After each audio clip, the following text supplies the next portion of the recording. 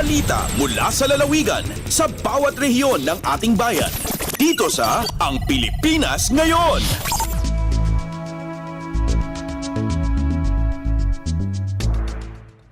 Narito na ang bugso ng ating mga regional news. Dumako muna tayo sa rehiyon ng Luzon. Mga magsasaka at animal growers sa lungsod ng Batak na apektado ng bagyong Karina nakatanggap ng tulong mula sa pamahalaan. Ang kabuang ulat ihahatid sa atin ni Jude Pitpitan mula sa Lawag. Narway manalon ken animal growers iti syudad ti Batak ti nakaawat ti tulong ken sukat dagiti naperdi ang mula ken dingwanda gaboy ti sangbay ti bagyong Karina diti probinsya itay napan a bulan. Basaritin parukat datos sa iti LGU o patapulog at 5 manalon tinaypayan tinapsak sprayer, humus, pesticide ken foliar fertilizer baba ni Tagrika dito program. Irinto nga dapay tinaypayan kadagiti assorted bini itinatang. Malaksi ti detoy sa 17 nga animal racers tinaykan ti food pack sirinto nga dapay ti imawat kadagiti baboy kalding ken feeds tapno matulungan dagitoy nga agtartarakan ti livestock ang makabangon manipod iti nasao di digra sa 18 kadagitoy ti imawat iti burias ken 20 kadakwada kat imawat mat iti kalding manay ti datoy 40 persons with disabilities ti imawat ti 3,000 pesos iti tunggal maysa ken dapay ti 7 pamilya tinaikan ti construction materials pagtarimaan iti pagtanganda may palagip nga iti banag agrikultura dati agarop 6 million pesos danyos anay maldit iti LGU Batak 2 million pesos kadagiti mula ken 4 million pesos kadagiti agri-infra projects. Manipod iti syudad Tilawag, Jude Pitpitan para iti Radyo Pilipinas World Service.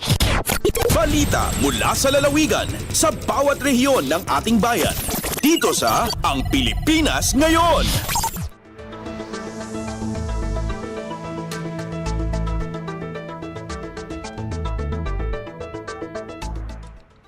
Inyong napakinggan ang ulat ni Jude Pitpitan mula sa Lawag. Puntahan naman natin ang AGOO, implementasyon ng anti-single-use plastic policy sa isang bayan sa La Union mas lalong hinigpitan. Ang detalye ng balita ihahatid sa atin ni Glenda Sarak. Agtultuloy ti panangitan dudo ti lokal a gobyerno ti Nagilian La Union iti panagaramat kadagiti reusable a bambanag tapno maliklikan ti mauawagan a single-use plastic para iti panakasalaknib ken panakaipreserba ti aglawlaw. Itayla ang nabiitin paulog ni Nagilian Mayor Nery T. Flores Executive Order No. 2024-65 amang ibilbilin kadagiti aming opisyal ken empleyado ti barangay ken munisipyo ijay Nagilian amang suportar iti anti-single-use plastic policy. Nakalanad iti pamilin a sapol ang mangitugot dagiti opisyal ken empleyado ti barangay ken munisipyo iti eco bottles wenno reusable tumblers tunggal mapandakar iti opisina wenno pasilidad ti gobyerno. Alalukuyan pay ti lokal a gobyerno ti publiko nga agtultuloy amang suporta kadagiti pagalagadan para iti sustainable solid waste management ti munisipyo. Manipod RP Ago, Glenda Bakungan Sarak para iti Radyo Pilipinas World Service. Balita mula sa lalawigan sa bawat rehiyon ng ating bayan. Dito sa Ang Pilipinas Ngayon.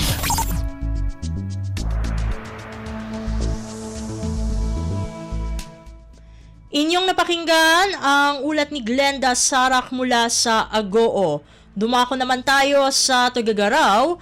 Mahigit 200,000 ektarya ng palayan sa Cagayan Valley Region natamnan na ngayong wet cropping season. Narito si Vivian de Guzman para sa balita. Addan itinasuro ka 200,000 hektarya ti pinagayan tinamulaanan diti Region 2 para iti wet season crop. Segundo ito iti DA. Kinuna ni Rice Program Coordinator Marvin Luis dagitoy nakabael iti awag ti DA anasapa pa nagmula tapnon makapag-harvest da.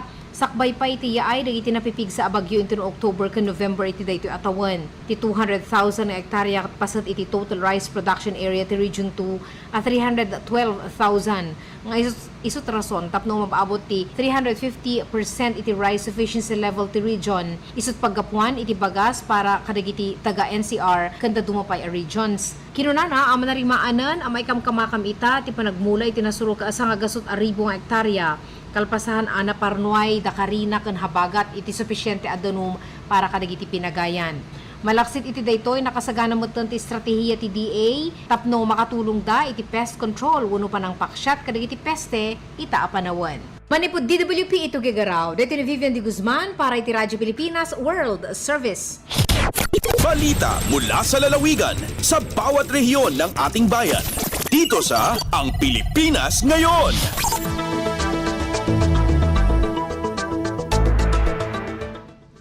Inyong napakinggan ang ulat ni Vivian de Guzman mula sa Tuguegarao. Puntahan naman natin ang rehiyon ng Kabisayaan. 500 PWDs sa lungsod ng Borongan tumanggap ng ayudang pinansyal. Ang detalye ng balita ihahatid sa atin ni Sok Aberia mula sa Borongan. Kinarawatin ayuda pinansyal in por lo menos 500 nga ihapin persons with disability PWD sa syudad ng Borongan.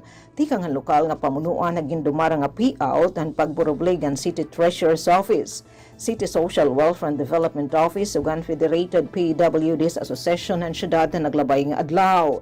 Iginduhol nga dahil nasabi nga PWDs at ira monthly monetary allowance para mga bulan han Enero nga dahil Abril hanya nga tuig 2024 nga nagkakantidad na kabugusan hin 1,000 peso. Ang nasabi nga Social Services Program ingin parigunan ng City Ordinance No. 251 Series of 2023, an ordinance granting monthly monetary allowance to eligible PWDs in the city of Borongan. Samtang nag-aproba rin Supplemental Appropriation Ordinance kantidad 1 milyon peso at lokal nga pamunuan agud mapunduhan at padayon nga pagpapatuman na nasabi nga programa yana nga tuig. Tika nga syudad ng Borongan, Sok Aberia, Radyo Pilipinas World Service. Balita mula sa lalawigan sa bawat rehiyon ng ating bayan. Dito sa Ang Pilipinas Ngayon.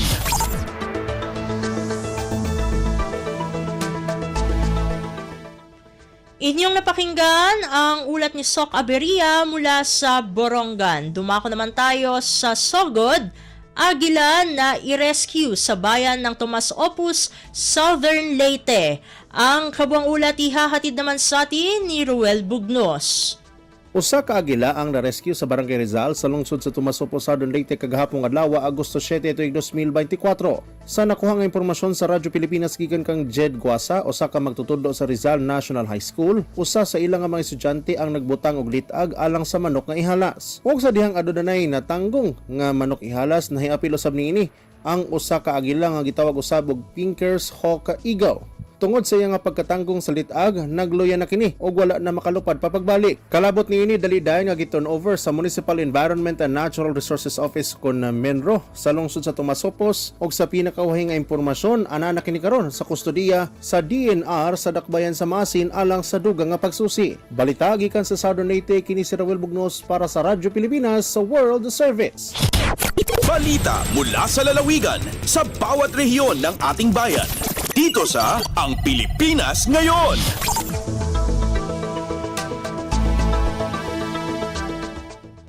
Inyong napakinggan ang ulat ni Ruel Bugnos mula sa Sogod. Puntahan naman natin ang Kalbayog, 375 college students mula sa probinsya ng Samar nakatanggap ng cash incentive sa Tarabasa Tutoring Program ng Department of Social Welfare and Development. Pakinggan ang ulat ni Charmaine Perito mula sa Kalbayog. Sa pagpanguna sa Department of Social Welfare and Development, DSWD Field Office 8, Eastern Visayas, matotal 375 nga mga tutors ug youth development workers YDWs ilarom sa DSWD Tarabasa Tutoring Program TBTP sa probinsya sa Samar ang nakakarawat cash incentive sa gindumara nga payout sa Northwest Samar State University, NWSSU sa siyudad sang Kalbayog ug Samar State University SSU sa siyudad sang Katbalogan. Ang kada estudyante ay nakakarawat diri masobra 8,100 ka pesos katumbas sa 20 ka adlaw nga learning sessions nga gindumara sa Hulyo 1 tubtub 26, 2024 sa probinsya sang Samar. Covered sa programa ang 19 nga mga munisipyo ug duha nga mga siyudad nga nakagserbe matotal 1,981 nga mga learners ug 1,977 nga mga kag-anak. Tikang sa Radyo Pilipinas Kalbayog, Charmaine Perito para sa Radyo Pilipinas World Service. Balita mula sa lalawigan sa bawat rehiyon ng ating bayan. Dito sa Ang Pilipinas Ngayon.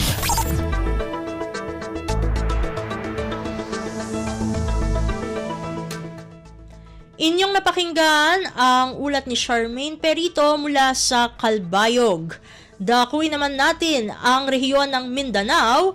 Higalaay Festival Market ilulunsad sa Rio de Oro Boulevard ng Cagayan de Oro. Ang kabuoang ulat ihahatid sa atin ni Ryan Carbon mula sa Cagayan de Oro. Ikatakdang ilusad sa unang higayon sa Dakbayan sa Cagayan de Oro isip opisyal nga kabahin sa Higalaay Festival 2024 ang Higalaay Festival Market diha sa portion sa JR Borja entrance padulong Montalvan Street sa Rio de Oro Boulevard ugma Biyernes pohon Agosto 9 sa alas 6 sa gabi. Ang Higalaay Festival Market gipasiugdahan sa mga private organizers ng syudad sa tuyo nga mahatagan og kahigayunan ang mga small and medium enterprises nga makapasundayag og mapaila ang ilang mga merchandise o produkto. Gani man, suportado sa syudad ang pagpahigayon sa Higalaay Festival Market pinasikad sa Executive Order number 328-2024 ni City Mayor Uy.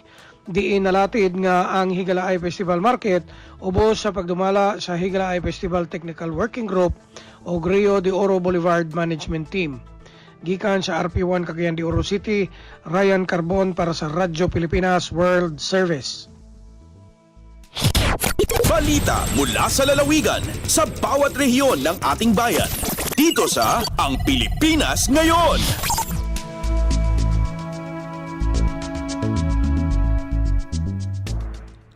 Inyong napakinggan ang ulat ni Ryan Carbon mula sa Cagayan de Oro.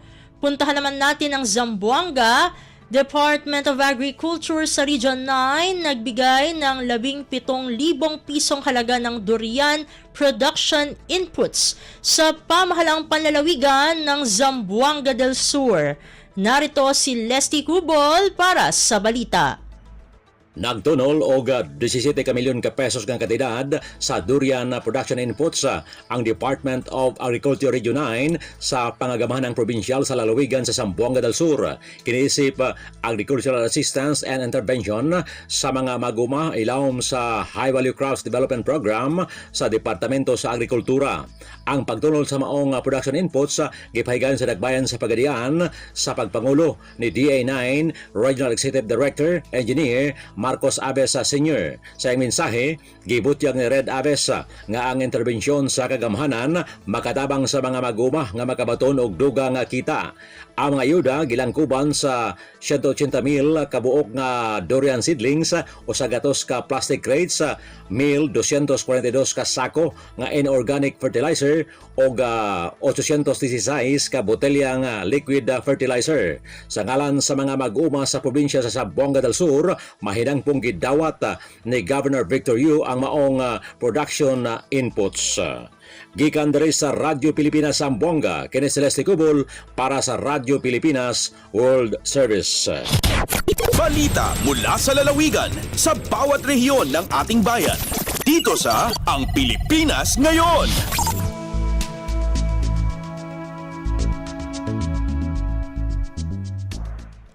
Inyong napakinggan ang ulat ni Leslie Cubol mula sa Zamboanga. Dumako naman tayo sa Butuan. Kabuang 4,684 na magsasaka at mangingisda sa Butuan City nakatanggap ng tig 10,000 piso sa isinagawang payout ng Presidential Assistance to Farmers, Fisherfolk and Families Program. Ang detalye ng balita ihahatid sa atin ni Jocelyn Morano. Miluntad sa tulo ka adlaw ang distribusyon sa tabang pinansyal ngadto sa mga mag-uuma ug mangingisda sa Dakbayan sa Butuan. Sila ang benepisyaryo sa Presidential Assistance to Farmers, Fisherfolk and Families kun PAFFF gumikan sa epekto sa El Nino phenomenon. Diin usa si Ginang Marie Cris Mundia, vegetable farmer, ang nakadawat og mipaabot sa pasalamat kang Pangulong Marcos sa nadawatang 10,000 pesos kay dako sumala pa kining tabang para ibangon ang nangadaot niyang pananom. Musuma total sa 46.8 million pesos ang napang-apod-apod sa kagamhanang lokal sa Butuan uban ang Department of Agriculture Caraga Region. Kabahin kini sa gitunol ni Pangulong Ferdinand R. Marcos Jr. atol sa pagbisita sa Caraga Region para ihatag ang mga tseke. Gawas sa Butuan, natunol usab sa Pangulo ang PAFFF assistance sa Surigao del Sur, kantidad 12.48 million pesos, 50 million sa Agusan del Sur, 28.2 million sa Agusan del Norte, 10.5 million sa Surigao del Norte ug 10 million sa Dinagat Islands. Mula sa RP Butuan, ito si Jocelyn Morano para sa Radyo Pilipinas World Service. Balita mula sa lalawigan sa bawat rehiyon ng ating bayan. Dito sa Ang Pilipinas Ngayon.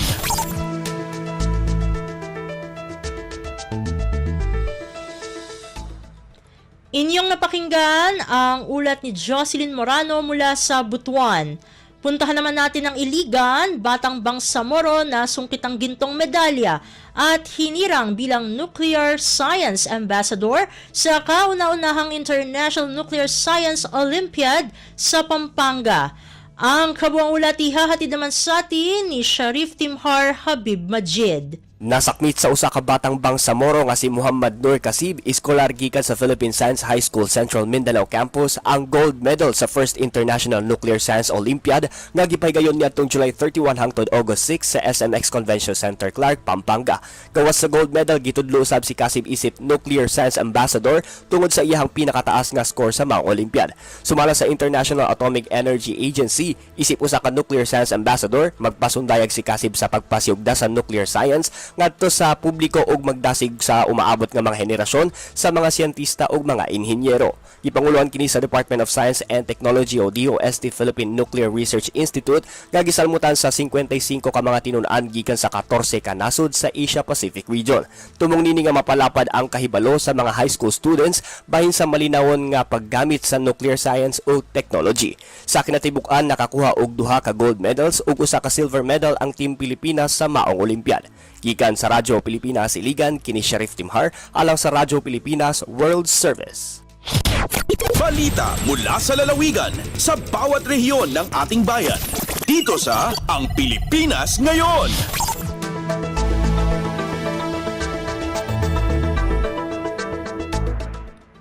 Inyong napakinggan ang ulat ni Sharif Timhar Habib Majid mula sa Iligan. Dito na nagtatapos ang ating regional news.